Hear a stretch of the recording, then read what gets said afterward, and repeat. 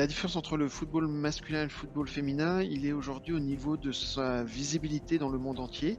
Alors c'est l'œuf et la poule, puisque si les diffuseurs ne misent pas dessus, évidemment, ça ne sera pas l'audience globale ne sera pas aussi importante. Mais aujourd'hui, acheter une Coupe du Monde masculine, c'est être capable de capter l'audience dans 150 ou 200 pays. Acheter une Coupe du Monde féminine pour les diffuseurs, c'est certainement très intéressant dans une quinzaine ou une vingtaine de pays aujourd'hui. Donc, il y a un écart qui se situe à ce niveau-là, au niveau des droits globaux pour la FIFA, et on peut comprendre du coup que son appel d'offres soit en dessous de ce qu'elle espérait. Maintenant, il y a des pays comme la France, par exemple, où les audiences de l'équipe de France pendant la Coupe du Monde 2019 qui avait lieu chez nous étaient très intéressantes.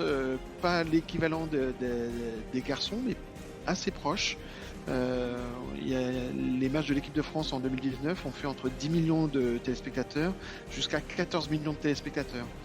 La finale de la Coupe du Monde 2018 chez les garçons avait fait 21 millions de téléspectateurs. Donc on voit que on n'est pas à égalité, mais on est quand même dans des proportions tout à fait comparables. Alors, la dynamique de l'équipe de France de la Coupe du Monde 2019, elle est liée en partie parce que ça se jouait à domicile en France. On a vu que les audiences de l'Euro en Angleterre étaient intéressantes, mais quand même nettement inférieures à celles d'une compétition à domicile. C'est logique, on peut le comprendre. L'autre point qui me semble important et qui peut expliquer quand même les difficultés pour la FIFA de vendre cette Coupe du Monde, c'est qu'elle aura lieu en Australie. Donc elle aura lieu à des horaires qui sont très compliqués pour les diffuseurs européens.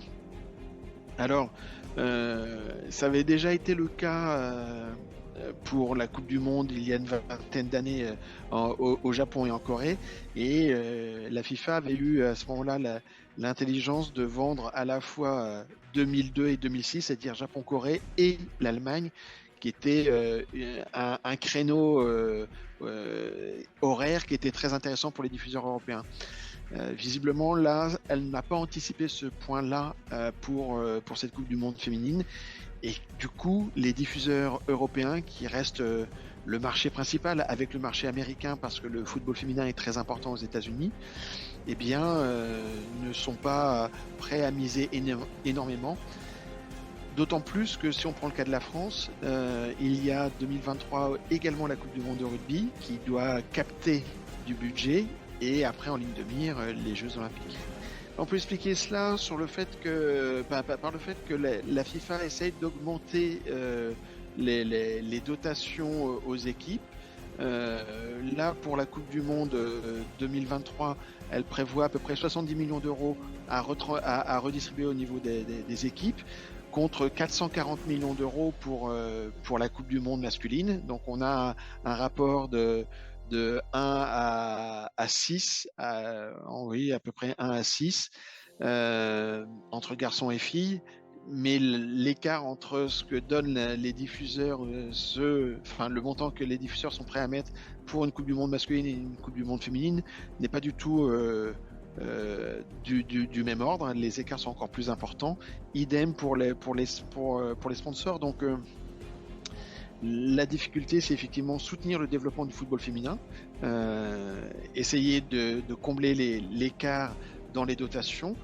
L'écart de la dotation pour les prize money va plus vite que l'écart des investissements des diffuseurs et des partenaires. En fait, c'est de pouvoir négocier des partenaires spécifiques à la Coupe du Monde féminine qui n'auraient pas nécessairement les mêmes intérêts que d'être aussi sur la Coupe du Monde masculine, dont le ticket d'entrée est très élevé. Donc du coup, l'intérêt serait d'embarquer de nouveaux partenaires et susciter aussi un intérêt pour les partenaires de la Coupe du Monde masculine à embarquer également de l'autre côté. Donc c'est juste une question de maturité. Le fait de vendre les deux ça ne peut être qu'une étape avant que l'événement Coupe du Monde féminine soit suffisamment fort pour se vendre tout seul.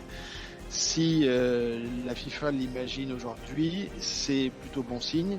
Maintenant, l'appel d'offres jugé infructueux nous laisse à penser que c'est encore, on est entre deux eaux.